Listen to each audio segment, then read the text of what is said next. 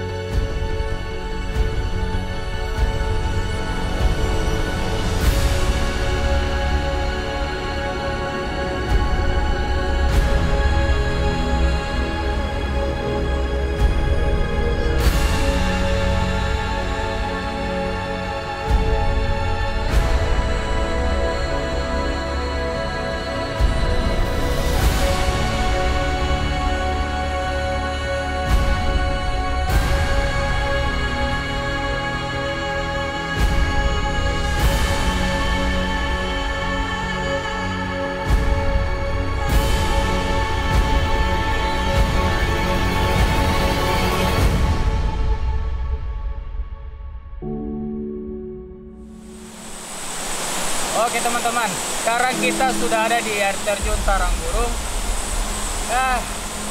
Untuk sampai ke sini cukup lumayan menguras tenaga karena jalurnya mendaki dan ditempuh sekitar 30 menit, kurang lebih 30 menit dengan jalur yang cukup lumayan ekstrim lah.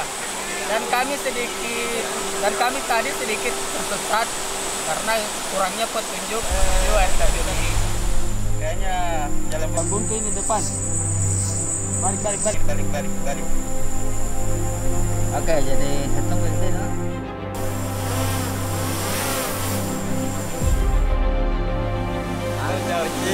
perjalanan ada luar biasa.